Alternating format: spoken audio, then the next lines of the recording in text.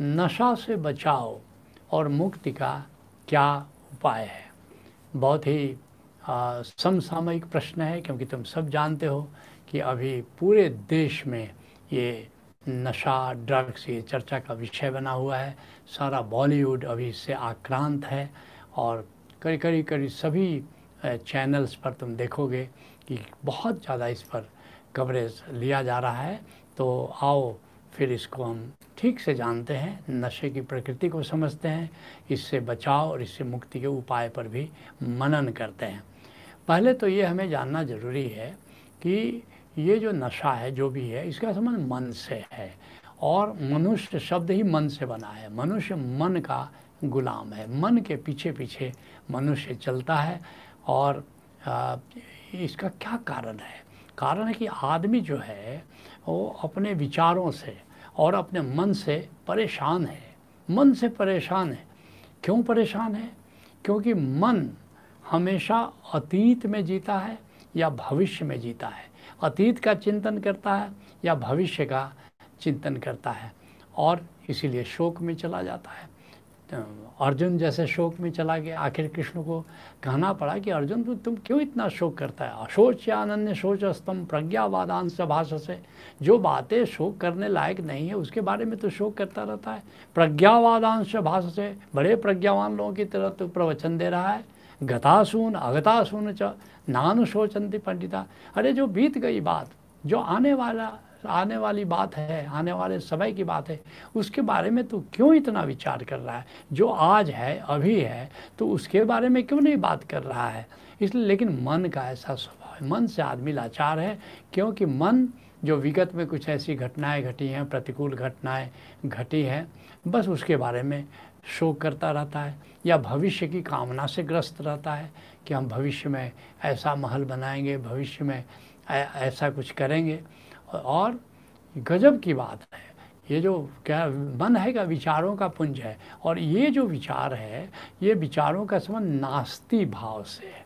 नास्ति भाव का मतलब जो नहीं है, बस उसी का विचार करता रहता है। ये तुम जान करके आश्चर्य करोगे कि जो है मन उसके बारे में विचार नहीं करता, जो नहीं है उसके बारे में मन विचार करता रहता है। इसलिए कहते हैं, संत कहते हैं कि ये नास्ति भाव में जीता है, जिसके लिए गौतम बुद्ध कहते हैं, गौतम ने कहा भिक्षुओं सुनो, मन ही सुख दुख का मूल अहो।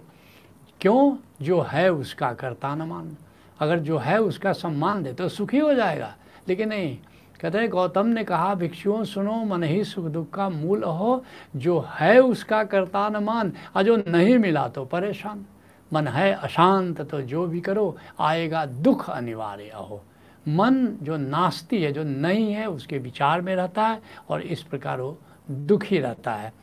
तो इसलिए कई लोग, तुम देखोगे कि कई लोग चिंता या अवसाद का शिकार भी हो जाते हैं, एंजाइटी या डिप्रेशन के शिकार हो जाते हैं। और ख़ास करके जो प्रसिद्ध व्यक्ति हैं, राजनेता हैं, अभिनेता हैं, वो बहुधा चिंता और अवसादग्रस्त हो जाते हैं, क्योंकि हमेशा उनको असफलता का भय सताता रहता है। ये फिल्म चली, अगली फिल्म चलेगी कि नहीं चलेगी, तो फिर वे इस तरह वो ड्रग लेने लगते हैं, कुछ और ले मन से परेशान होते हैं। तो मन से मुक्त होने के लिए नाना प्रकार के उपाय करने लगते हैं और नशा और ड्रग्स का ये सेवन करने लगते हैं। तो आओ जानते हैं कि वास्तव में नशा या व्यसन का तो कारण क्या है। नशा थोड़ी देर के लिए हमें अवचेतन या ऊर्ध्व चेतन में ले जाता है, अर्थात कि हम मन के तल पर जीते हैं और मन विचारों का पुंज है और मन के कारण हम परेशान हैं, और मन का संबंध पांचवें चक्र से है।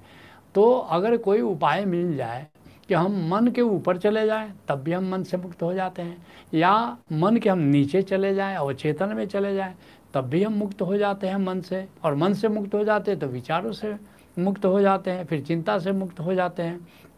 तो ये जो नशा लेने से क्या होता है, मन के नीचे भाव जो है, जो अवचेतन है जहाँ हमारा, तो वहाँ जाकर हम फीलिंग में चले जाते हैं और फिर मन से ऊपर चले जाते हैं, छठे चक्र पर चले जाते हैं, तो दिव्य भाव प्रकट होने लगते हैं, दिव्य भाव में चले जाते हैं। तो दोनों स्थितियों में या तो मन से हम नीचे चले जाएं या मन से हम ऊपर चले जाएं, मन हमारा 5वें चक्र पर है, या तो चौथे चक्र में चले जाए या छठे चक्र में चले जाए, तो फिर देखोगे कि हम मन से मुक्त हो जाते हैं। और नशा में ऐसा ही होता है। कुछ ऐसे नशे मैं बताऊंगा जो तुम मन के ऊपर चले जाते हो, छठे चक्र और उसके ऊपर के चक्रों में, और कुछ नशा ऐसा है जो मन के 5वें चक्र के तुमको नीचे ले जाता है। तो हम ये नशा में हमारी चिंता और जो शोक है थोड़ी देर के लिए ये विदा हो जाते हैं। तुमने आनंद बख्शी का वो प्यारा सा गीत सुना होगा, आजकल इस गीत को बार बार तुम विभिन्न चैनल्स पर सुनते भी हो, दम मारो दम मिट जाए गम, बोलो सुबह शाम हरे कृष्ण हरे राम। तो इसका कुल कारण इतना है कि तुम्हारा जो गम है, तुम्हारा जो शोक है, तुम्हारी चिंता है, थोड़ी देर के लिए तुम उससे मुक्त हो जाते हो। और 2 प्रकार का नशा है जैसा मैंने पहले चर्चा किया। एक तो शराब है, ये ऊर्जा को नीचे के चक्रों की ओर ले जाती है। और दूसरे प्रकार के नशे हैं जैसे गांजा है, भांग है, चरस है, ये ऊर्जा को ऊर्ध्वगामी कर देते हैं। तो दोनों प्रकार के नशों में इस तरह तुम मन से, विचारों के पुंज से तुम मुक्त हो जाते हो। ये एक विचित्र बात है कि हमारे जो देश का कानून है वो जो नीचे ऊर्जा को ले जाने वाले नशे से शराब है, तो इससे राजी है। एक आध राज्यों ने इस पर भी बैन किया है, बिहार है जैसे, लेकिन अधिकतर राज्यों में तुम देखोगे खुल करके लोग शराब पी रहे हैं और इस पर हमारा कानून एतराज़ नहीं करता। लेकिन एक गजब की बात है कि जो नशा हमें ऊपर की ओर ले जाता है, जैसे गांजा है, भांग है और इस तरह से चरस है, तो जो ऊपर जो ले जाता है उससे हमारे देश का कानून राजी नहीं है। और कानून राजी नहीं है तो फिर निश्चित रूप से फिर इसको हम गलत कहते हैं और इसको सेवन करने वाले को हम अपराधी कहते हैं। तो इसलिए तुम देखोगे कि ये गजब की बात है पुराने ज़माने से ही कि ये जो साधु संत हैं कई, वे भी गांजा, भांग और चरस का सेवन करते हैं, क्योंकि इससे उनको ऊर्जा ऊर्ध्वगामी हो जाती है और ध्यान की झलक मिलती है। तो इसलिए भी लोग ये जो नशा है इसका सेवन करते हैं। लेकिन असली बात ये है कि जो भी नशा का सेवन करता है, चाहे ऊर्ध्वगामी नशा या निम्नगामी नशा, ये तुम्हारे स्वास्थ्य को निश्चित रूप से प्रभावित करता है, ये स्वास्थ्य को जर्जर कर देता है। तो नशे का सेवन किसी भी तरह करना उपयुक्त नहीं है, उचित नहीं है। तो फिर नशा से बचाव या मुक्ति का क्या उपाय है? पहली बात तो मैं ये कहूँगा कि अगर किसी को नशे की क्रॉनिक आदत हो गई है, एडिक्टेड हो गया है नशा से, तो उसके लिए चिकित्सा करना बहुत आवश्यक है। और कई प्रकार की चिकित्सा है, किसी एक प्रकार की भी चिकित्सा की जा सकती है या 2-3 प्रकार की चिकित्सा को एक साथ भी की जा सकती है। और चिकित्सा में मुख्य रूप से जैसे मनोचिकित्सा है, साइकियाट्रिक्स के पास ले जा सकते हैं उस पेशेंट को, या एलोपैथी में अलग अलग प्रकार के ड्रग के लिए अलग अलग दवाइयाँ हैं एलोपैथी में। फिर होम्योपैथी में, इसमें भी अलग अलग नशे के लिए अलग अलग दवाइयाँ हैं जिससे तुम नशे को छुटकारा दिला जा सकते हो। जैसे शराब के लिए एसिड सल्फ है, तंबाकू का जो लोग सेवन करते हैं उसके लिए टबेकम है, उसी तरह से जो भांग का सेवन करते हैं उनके लिए कैनाबिस इंडिका है, उसी तरह अफीम का जो सेवन करते हैं उसके लिए ओपियम है। तो अलग अलग प्रकार की दवाइयाँ हैं जिससे ट्रीटमेंट कर सकते हो। सम्मोहन चिकित्सा, ये भी सम्मोहन में ले जा करके, हिप्नोसिस में ले जा करके सुझाव दिया जा सकता है, सुझाव दिया जाता है। हमारे यहाँ भी सम्मोहन प्रज्ञा में हम प्रयोग करते हैं इसका। उसी तरह बिहेवियरल चिकित्सा है, कैसे हम जीवन शैली को ठीक करें। जैसे यशोधरा के आनंद प्रज्ञा कार्यक्रम में हम एक नई जीवन शैली का प्रतिपादन करते हैं, उसमें संकल्प का विज्ञान बताते हैं और कैसे संकल्प से हम नशे से मुक्त हो सकते हैं, इसकी बात की जाती है। तो असली बात यह है कि दवाओं से और इन विधियों से हम मुक्त कर सकते हैं, लेकिन ये जड़ से मुक्त करना नहीं हुआ। तो आओ जानते हैं कि परमानेंट उपाय क्या है जिससे हम नशा से बचें भी और नशे से जो आदमी प्रभावित हो गया है उसको हम मुक्त कर सके। मान लो दवाइयों का भी सहयोग लिया जाए, लेकिन परमानेंट उपाय की अब हम चर्चा करते हैं कि ये जो किसी तरह जो हम विचार के तल पर जीते हैं, हम फीलिंग के तल पर आ जाएं, हम महसूस करें चीज़ों को।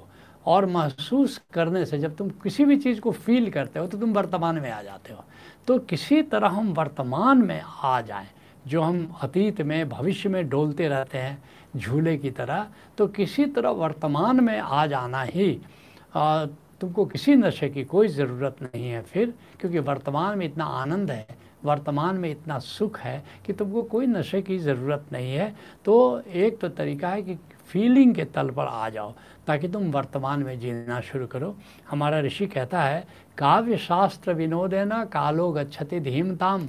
जो बुद्धिमान लोग होते हैं, प्रज्ञावान लोग होते हैं, काव्य शास्त्र की चर्चा में, रस की चर्चा में, जैसे मान लो कोई कला है, साहित्य चर्चा है, रसों की चर्चा है, तो इसमें उनका समय बीतता है। काव्य शास्त्र विनोदेना कालो गच्छति धीमतम व्यसनेन च मूर्खाणाम निद्रया कलहेनवा। लेकिन मूर्खों का समय व्यसन में, दशा में, सोने में, आलस्य में, ऐसे में बीतता है। तो साहित्य में रस लें, काव्य में रस लें, तो इन सब विधियों से हम फीलिंग में जिए। तो ये फीलिंग में जीना हमको मुक्त करता है मन से और विचारों से, क्योंकि ये बात हमको समझना है कि मन जो है ना, यही दुख है। द माइंड इज़ हेल, कहते हैं Osho, the mind is hello. मन जो है ये दुख है और वर्तमान ही आनंद है, वर्तमान ही आनंद है। प्रेजेंस इज़ ब्लिस, ओशो कहते हैं प्रेजेंस इज़ ब्लिस। और वर्तमान क्या है? लोग वर्तमान को नहीं समझते, वो सोचते हैं कि समय का टुकड़ा है, अतीत और जो भविष्य है उसके जो संगम है वो वर्तमान है। नहीं, अस्तित्व ही वर्तमान है। एग्जिस्टेंस इज प्रेजेंस, ओशो कहते हैं एग्जिस्टेंस इज प्रेजेंस।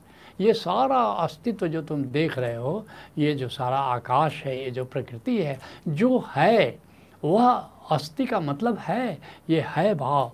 जो प्रेजेंस जो पूरा देख रहे हो, जो अस्तित्व देख रहे हो, ये और वास्तव में ये अस्तित्व ही वर्तमान है और यह अस्तित्व ही ब्रह्म है।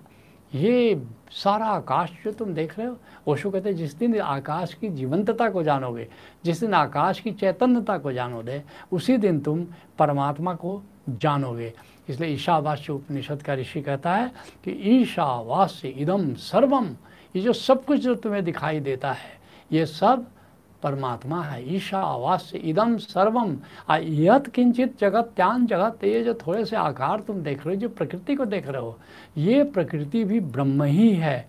और इस तरह जब इसमें तुम रमण करने लगते हो तो तुम आनंदित हो जाते हो, क्योंकि तुम प्रेजेंस को एंजॉय कर रहे हो, तुम वर्तमान को आनंद कर रहे हो, वर्तमान में रमण करके आनंद ले रहे हो।